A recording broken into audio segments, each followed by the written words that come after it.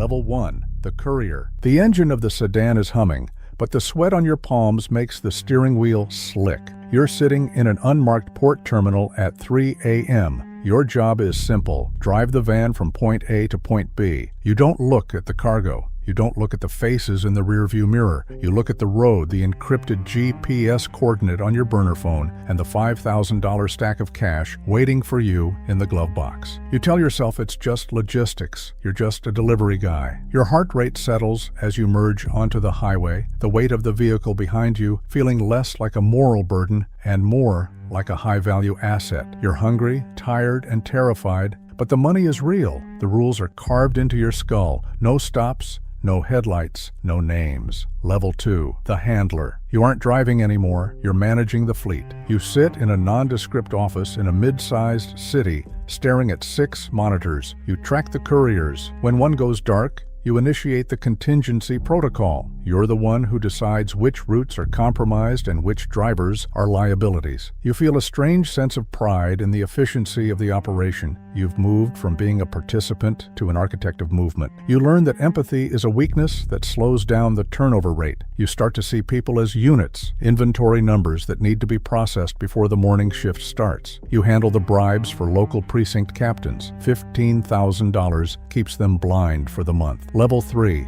The Logistics Architect. The scale has shifted. You're no longer just moving people. You're designing the supply chain. You handle the falsified passports, the shell companies, and the secure transit lanes across 3 continents. You've mastered the art of soft power. You're navigating maritime shipping manifests and aviation logistics. You realize that the entire world is built on borders that don't exist if you have the right signatures. You're making $80,000 a week, and your bank accounts are spread across jurisdictions that don't talk to each other. You feel powerful, but you also feel the first stirrings of isolation. You can't tell your family what you do. You start to view the law not as a moral code, but as a minor hurdle to be jumped. Level 4. The Procurement Specialist. You're moving into the high-end sector. Your clients aren't desperate migrants. They are the elite, the invisible, the men who own the newspapers and the politicians. You aren't just moving volume. You're fulfilling custom requests. You're sourcing specific profiles, vetting them for compatibility, and ensuring they arrive at private estates without a single camera catching a frame of the transition. You have become a ghost. You don't interact with the cargo. You interact with the demand. You learn the secrets of the world's most powerful men. You possess enough leverage to bring down a government,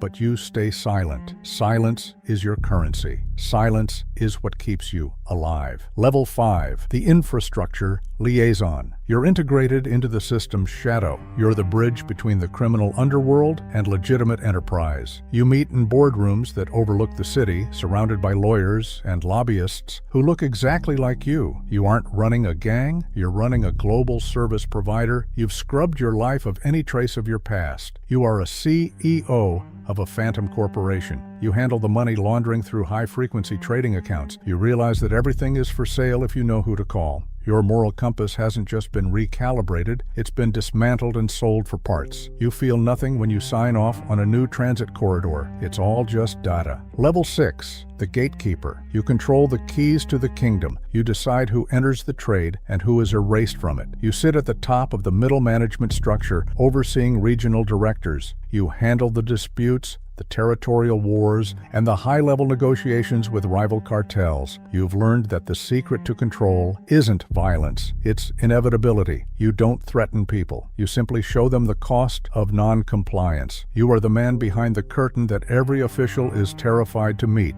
You have lost all sense of home, all sense of personal connection. Everyone around you is a subordinate or a tool. You are untouchable, provided you keep the system running smoothly. Level 7. The Shadow Board Member. You no longer deal with the logistics, you deal with the philosophy of the operation. You meet in private villas in regions with no extradition treaties. You discuss how to manipulate global demographics, how to leverage human desperation to influence policy, and how to maintain the scarcity that drives the prices of your assets up. You are a deity in a world of mortals. You feel the profound weight of your own existence. You see the world not as a collection of people, but as a chessboard. You have reached a level of wealth where numbers lose their meaning. You aren't buying things, you're buying influence over the trajectory of human history. The loneliness is absolute. There is no one left to talk to who understands the view from this height. Level 8. The Architect. You are a myth, a name that doesn't exist in any database. You don't run the trade, you own the necessity of it. You've realized that the world's power structures rely on the secrets you hold. You aren't worried about police or rivals. You are the one who determines when they fall. You sit in a quiet room, watching the world through a screen, knowing that every human life is a transaction. You